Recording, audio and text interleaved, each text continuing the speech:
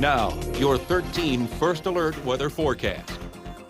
Time is now 6:13, and we are dealing with a sloppy mess this morning as we have a variety of precipitation traversing parts of the Badger State. This all comes as this band of precipitation continues to push north and northeastward. Here in Eau Claire, the limiting factor has been and continues to be a lot of low-level dry air. Unless we are able to reach saturation in the atmosphere here in the coming hours, it looks like we're going to avoid any sort of wintry precipitation or even rain at that. Now, further south, I have had a report out of Independence of some slick roadways developing as a result of rain and wet snow. But really, our focus so far this morning has been over south central Clark County, namely the Neilsville area. Both Roger and Suzanne live there. They've been telling me reports of sleet, freezing rain, now transition over to some wet snow. In fact, just a little bit east in Granton, one of our weather watchers, Punk, has let me know that she's seen some fat snowflakes falling,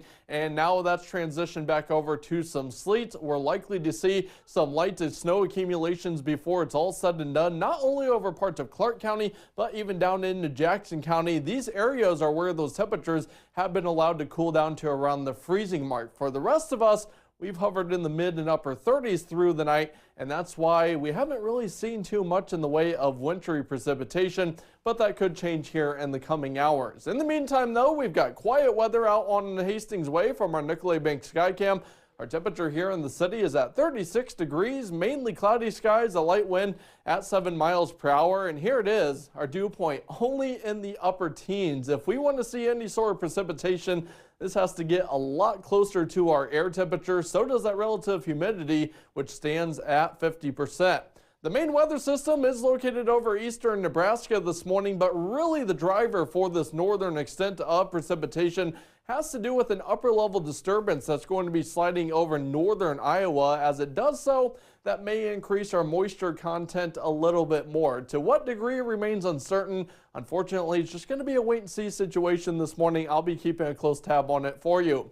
Our forecast model showing that band of precipitation really starts to wind down by late morning. As we head into the afternoon, we're dry. The further south you are, you will have more clouds. The further north you are, however, that's where we are tracking some sunshine for the second half of our Tuesday. As for tonight, partly to mostly cloudy skies, and it is going to be a gloomy midweek, but on the quieter side, and we are going to keep some of those clouds going into tomorrow night, even through the day on Thursday. As far as snow accumulations, we've really cut those back, but I think the best chances of at least some light accumulations, mainly on those grassy and elevated surfaces, will be over parts of Clark and Jackson counties, and upwards of an inch, maybe 2 inches at most.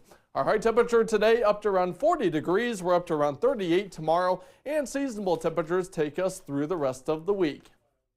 Today's Sunshine Award, brought to you by Furnish 123 and Mattress 123, goes to Bill Simon from Tim Scutley.